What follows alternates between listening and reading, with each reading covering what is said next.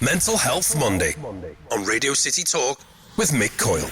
Radio City Talk. It's Radio City Talk. My name is Mick Coyle. I do hope you're well. Thanks for joining us on the programme. Strange world in which we live at the moment. And of course, this coronavirus thing has thrown many things up in the air. We've had conversations about how it's impacting on people, the elderly, the vulnerable, those with underlying health issues. We've, of course, had to look at the issue around schools and how we're going to live our lives in these isolating times. And quite rightly, the issue has been raised around mental health and about how people are going to respond and react in these times where every news bulletin seems to have bad news coming your way, the threat to you and the people you love. It's quite difficult to deal with some of these things, particularly when we hear that these are ongoing messages, not just that'll come with us for a couple of days, but it's weeks and it's potentially months as well. I thought we'd spend this week's Mental Health Monday having a chat with a familiar voice and a familiar face who could maybe offer us a bit of an insight from a mental health point of view. Jane Boland joins us on the programme from James's Place. Jane, of all the people who've been on the programme before, I thought, and don't tell Jake Mills this, I thought, who can we... It's secret. Who could we get on the programme who can try and give us a bit of a perspective on all of this? And I thought, well, Jane will be absolutely perfect. So first and foremost, thank you for your time. Thank you very much. Jane's speaking to us down the line today, which is why we don't quite sound as we normally would on Mental Health Monday, but I think we've got a nice clear line to her.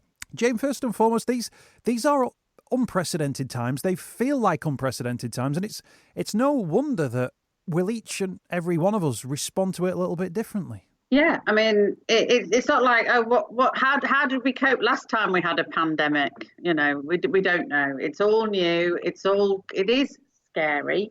But you know, I think it is about trying to sort of keep a sense of perspective, keep an eye on what's happening, look after yourself. You know, the very sort of bog standard advice that you give anybody about maintaining good mental health, really. I guess as much as anything as well is that for anything that's going wrong in our lives, we almost try and find safe spaces for ourselves. But this corona thing seems to be so invasive, doesn't it, that it affects us at home, it affects us at work, it affects the people around us, it affects our ability to try and escape from it from a physical point of view. And so and I think that's one of the things where you almost feel like you're in a bunker. Even you might actually be in a bunker the way things are going. And I think that's going to be the challenge for all of us who work in mental health, where a lot of the time we talk to people about positive things that you can do to maintain or to improve your mental well-being, and that often will be spend time with other people, try and get out and about, engage in activities. And of course, all of those things will not be available, presumably, going forward, you know, certainly in the short term. So it is about thinking about how can we still do those things, but we might not be able to do them face to face, or we might not be able we'll still be able to have social contact, but it won't be by going to places. It's going to be much more about being online or talking to people on the phone and stuff. Yeah, so it's a challenge, isn't it? Well, I guess it's a challenge for people who are already aware of maybe mental health concerns that they have in themselves. I wonder as well whether or not we're almost ready for people to find that maybe things that have been maybe undiagnosed, things they hadn't been aware of, may come to the fore now because, you know, the outlook for life as it stands at the moment seems to have changed for so many people. Yeah, so people will now be in a situation where the plans that they had made are not going to happen, certainly not, you know, in the short term. So I think if we were looking from today till July, if we take that sort of stretch of time, it is likely that if you have a holiday booked in that time, it's not going to happen. It's also likely that if you had A-levels and O-levels, and they're not called that anymore, that I'm really showing my age there, that those aren't going to happen. I think things like sort of routine operations have been cancelled. You know, things are not going to happen that we are expected to happen. The biggest advice I can give just in terms of that is certainly for young people, you know, if you're not doing your O-levels and A-levels, neither is anybody else. So everybody will be impacted in the same way by this situation. You won't be disadvantaged by it. You're not the only person to whom this is happening. You know, try and remember that, you know, that whatever measures are put in place, they will be fair and they will mean that everybody will sort of have the same outcome, whether they look at giving you an average mark or how they're going to do it.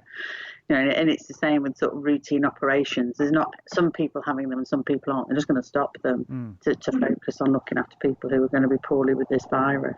Can I ask you about the word isolation? Because I think for a lot of people, the word isolation, and we've had the conversation before about how you can feel isolated in a room full of people. In this new form of isolation, particularly for the elderly, what are your concerns about what they may experience over a prolonged period away from the people who they'd normally see? Yeah, I mean, there's always something, you can choose to have a sort of a solitary life and be quite happy in it, but it's having something sort of imposed on you that's out of your control. Those are the two things that will make this difficult. That A, it's imposed, and B, you can't decide whether or not to do it. For most people, I suspect that these measures will become increasingly mandated on us, that we have to do them. We can't go to places. And it's how do we support people to stay in touch who perhaps don't. I mean, I think about my parents, they've got a landline. I'm not going to be able to be doing sort of Skype chats with them and things. So it will be about sort of having, making those phone calls, dropping food off to my mum and dad. And if it comes to that, because my parents will be housebound by this because, they won't be able to get out if we're not the people taking them out, and that's what a lot of people will be facing. And it's just it's just trying to remember that you're not the only person facing it, and that it will get better. That this situation will, like all sort of difficult situations, it'll sort of reach a peak. It's like we'll run up to the top of the hill, but then we'll be able to run back down it as well. It will get better.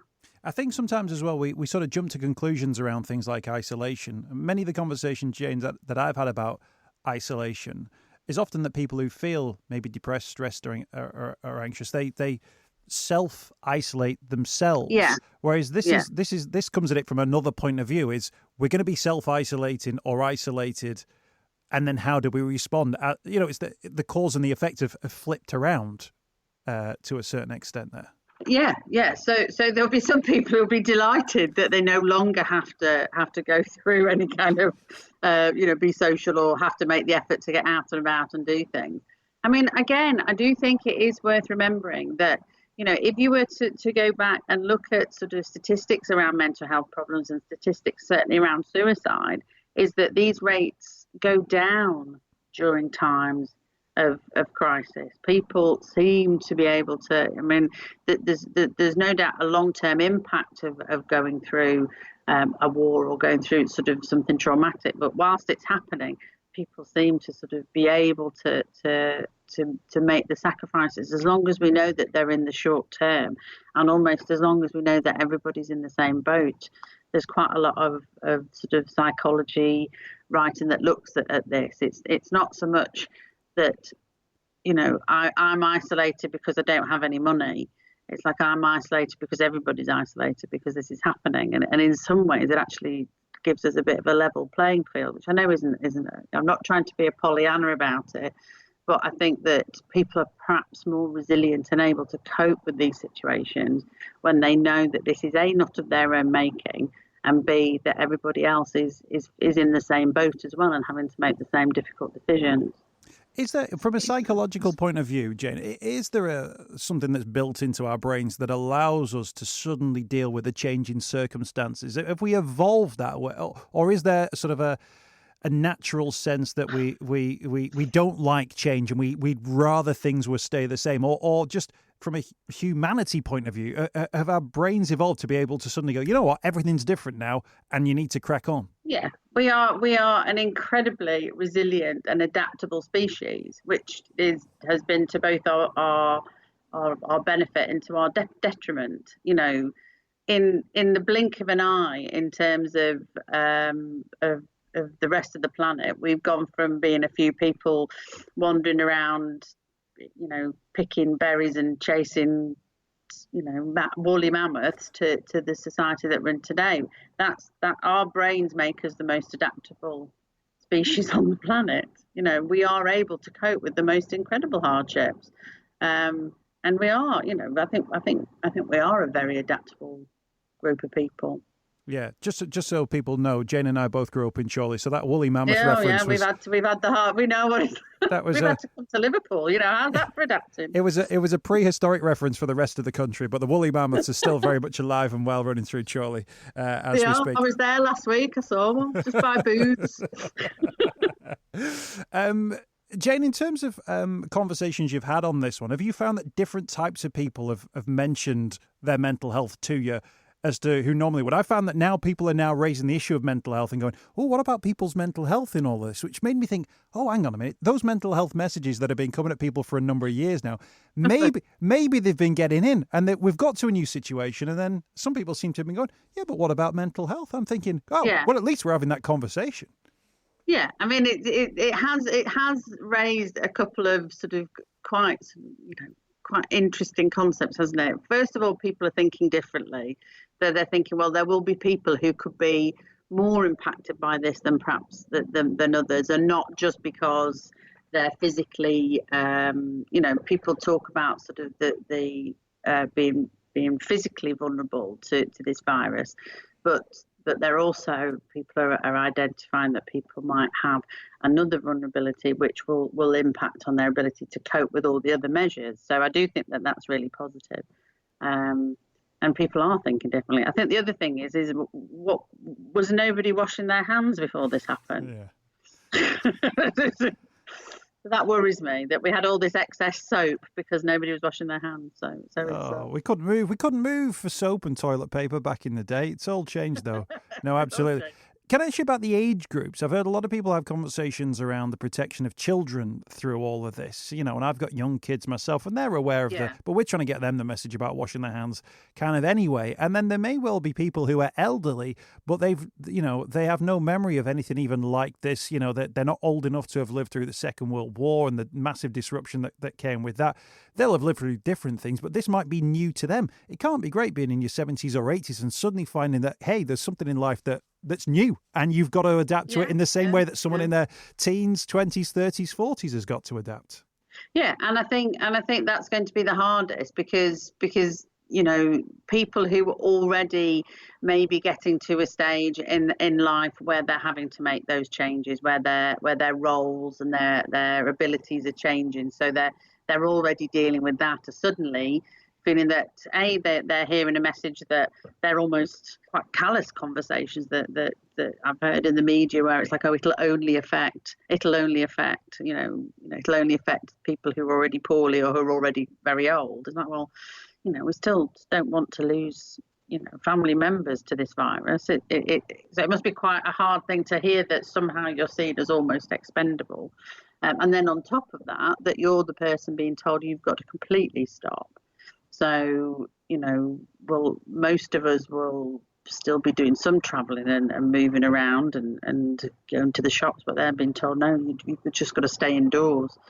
So, yeah, I think it's going to be really challenging for them. I guess as well, people live different lives in regard to, if you've got a garden, for instance, a front garden or a back garden, an opportunity to maybe get out, then people will think, well, what, I'd normally spend a few weeks in the garden at this time of year, a few pot plants and things like that. Other people will have no option to do that. They'll be living in flats, and that the best thing you've got is opening a window, maybe catching a glimpse with a neighbour in the flat opposite. Yeah, I mean, and I suppose people will start to, and this is what I hope will happen, is that people will start to develop quite sort of innovative ways of thinking about how they can do it. So if you're somewhere where there is a garden and you have the garden and your neighbour doesn't have access to the garden, perhaps people can sort of say, right, well, you can go in the garden from 10 till 2 and I'll go, it might be people will think of different ways of how we can share public spaces and how we can share the space that we're lucky enough to have. If somebody with corona, during the quarantine would like to come garden in my garden, they'd be more than welcome. There's a great offer. Jane, I've just got to ask you about the services that you're offering at the moment. You're moving as of this week to no face-to-face, which is, I guess, really disruptive to the work you do, but you've really got to bear in mind the situation we're in. Yeah, so we've sort of spent this last week working how we're going to do it. All the men who are currently under our care know what will be happening from now on, and that the contact will be either by phone, or we are able to do like video consultations. So like we were just trying to do Skype, we're just doing the voice bit now, but our information system allows us to do video calls. And we'll do that for us. So we will continue to accept referrals from men in and around Liverpool. We'll triage and assess the same way, and then we'll try to deliver our service, but over the phone or on a video consultation. We just want to try. I mean, if in a week's time it's not an effective way of doing it, we'll have to have a rethink. But I'm quite hopeful. We've given it a bit of a go this week.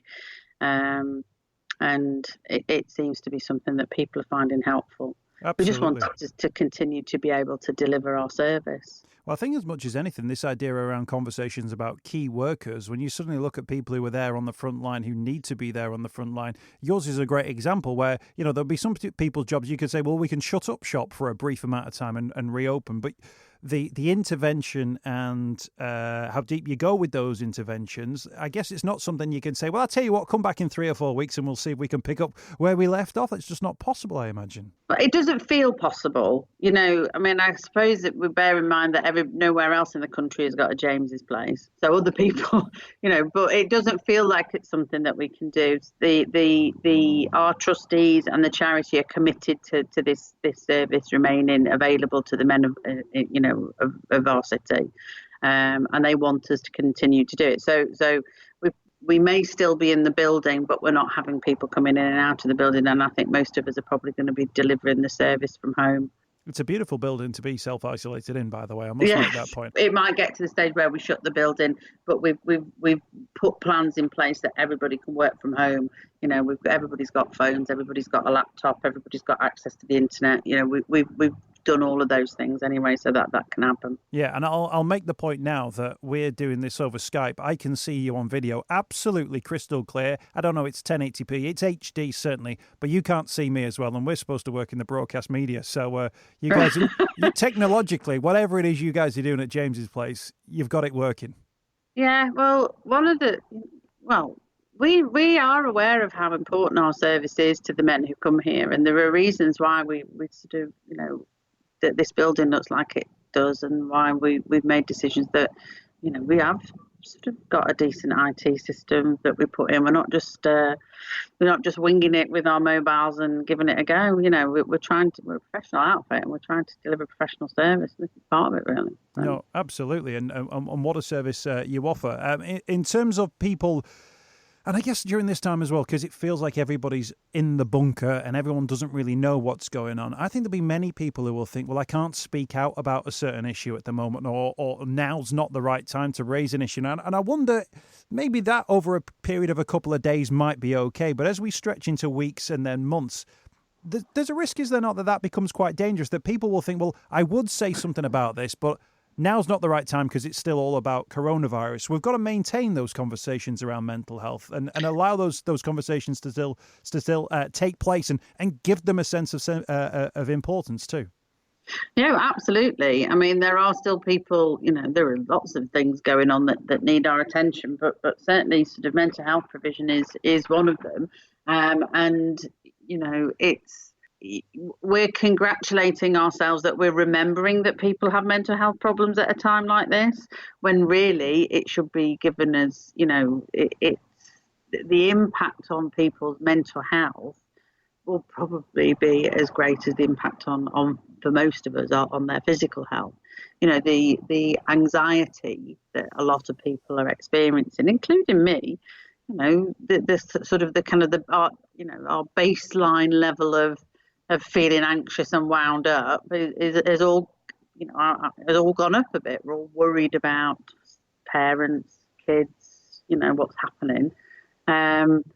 Long term, that can have quite an impact on your physical health. So people may get through the virus in terms of get through physically, but find themselves, 2-3 months down the line with with sort of anxiety related sort of conditions where they're feeling quite burnt out by it and things like that. It's important that once everything is sort of sliding back to normality, that mental health services are ready to go to pick up what is almost certainly going to be quite a lot of backwash and referrals and things because of the increased distress and stress that people have experienced during this pandemic. Yeah, absolutely, and I guess that's one of the situations whereby at the moment we know about the microbes, we know about the washing of the hands, we know about the physical things, but that physical flu for a lot of people, the virus might be over in a number of days. They might not even get a sense that they even have it. But actually, if you put that within then months and months of uncertainty, actually the mental impact may be higher on some people than the physical impact of coronavirus. And that's one of those things which we've got to bear in mind in terms of how we respond, I guess, to it. And that will only sort of be identified sort of down the line, I think. But yeah, I mean, there are old-fashioned sort of psychological measures of distress. And one of the really old-fashioned ones is a thing called the Holmes and Ra scale that looks at a set of events. I mean, it's so old, it's like from the 1940s, I think, that 1930s. What it does is it scores up life events and looks at how many you've gone through in the last 6 months. And if you've gone through so many and you get a score of over 100, it predicts that actually you'll have a physical health problem.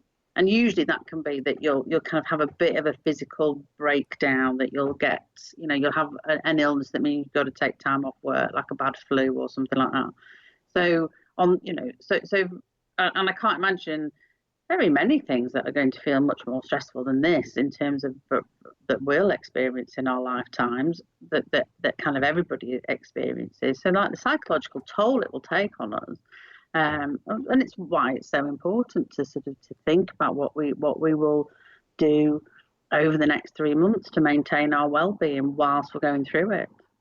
Those numbers and services are still available. The likes of James's Place, Talk Liverpool, the Samaritans, the various different text services which we've mentioned on the programme many times before, they're still up and running. But Jane, can I ask you, in terms of just general mental health, just for people now who are maybe heading into the looking after the kids for a length of time that could be any length of time, what sort of things should they bear in mind just to keep on top of their mental health as we move forward over the coming weeks? So there are a few tips. So on our website, we have put together some sort of handy tips and things that we want people to think about. One is to remember to find that balance between being informed, make sure you know what's going on, but make sure that you're getting your news from trusted and expert sort of people. On our website, and I'm sure on yours, it will give links to sites where you can get the correct information about what's happening with this pandemic. So make that balance. Don't go down one of those sort of internet black holes where suddenly you think it's come from Mars, or just take a break from that sort of that from that path. What other things do we think about? Social distancing doesn't mean complete isolation. There are things that you can do. There are ways that you can still reach out and do things with other people. You can do things over Skype. There's a thing, isn't there, on Netflix now where you can watch a film and you can link up with other people and they'll all be watching the film at the same time with you, but you're all in different places. Keep up your physical health. Try and sort of do the exercise. Be active and keep doing things. There's a website that you can get through on Twitter. It's called Orca Health, which is ORCHA Health, and that's like a proper site where they really do give a kite mark to apps and to sites that are guaranteed to be helpful and proper sites. There are hundreds of therapy sites and self-help sites, but Orca Health give them like a kite mark. They work with Merseycare to make sure that those sites are all good. Excellent stuff. Orca, was that ORCHA? Was that right? Yeah, it's like at Orca Health, but it's ORCHA Health. Yeah, it's all one word. Good stuff. We'll check that out as well. Anything That's else? on our website as well, because it's just, in getting the, there's a big, you'll know this, there's a big difference between information and knowledge. There's a lot of information out there, but not all of it is right, and just try and take a break from this and try and sort of focus on this is happening, but we don't need to be watching it 24 hours a day on the news. It is about just checking in once a day, making sure that you're doing what you need to do, but not sort of getting completely tied down in every detail of this crisis. Anything else from James's Place you want to give a mention to, Jane, before we let you go? The places that you've talked about, the crisis text line, that's the Shout crisis text line. It's not a James's Place crisis text line, but people can get to it through our website. That will continue to be available for anybody struggling. That's not just for men. Your GPs are still going to be there if you're in distress, or if you're experiencing suicidal thoughts, or if you feel that you're in a suicidal crisis. The A&E is still there for you as well, where there's a crisis team there. Don't think that if you are experiencing a mental health or a suicidal crisis, don't think that that's not important and you can't get services that you need because of the physical health issues that other people are experiencing. Still go and get that help, and we'll still be here. Good stuff. If people want to find out more information about James's Place, the website, just type in James's Place Liverpool to a search engine. You'll get the links up on social media as well, where you'll also find Jane's often musing on countless things. But getting a little bit too a lot of football banter appearing in your feed. I think when we first met, you'd barely ever mentioned you were into footy. Now you seem to be getting all the best seats at Anfield. Yeah, well, it's not what you know, it's who you know, isn't it? I've always liked my football. I've always liked all sports, to be honest. But since we did the Talk Tonight gig, 18 months ago, and I met all those guys, I've been lucky enough to go and watch live games and had a right old laugh. Met Phil Neal last week. That was a treat. Yeah. It was very exciting for me. She'll go with you to the footy, but only if you've got a lounge pass for half time. Oh, no. No, I'm happy with the Twix, Mick. I'm not bothered. Jane, an absolute pleasure. Like I said at the start, it feels like a really odd time, doesn't it, at the moment? But I think as much as anything, if we can keep a sense of ourselves, who we are, and the people around us, then maybe... And remember that everybody is going through this. This isn't something that's just happening to you. This is something that's happening to everybody. We're all having, and we will do the best out of this if we can remember that we are part of something bigger than ourselves, and that we can still help other people as well. It isn't just every man or woman for themselves. Think about what you can do to help other people, and ultimately that will make you feel better if you think about what you can do for others as well. Jane Boland from the wonderful James's Place. Thank you for joining us for this week's edition of Mental Health Monday. Thanks.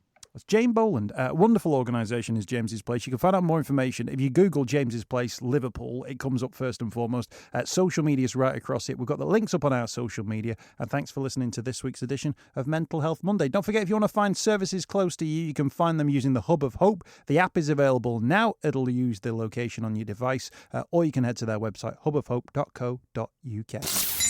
Mental Health Monday with Mick Coyle. Radio City Talk.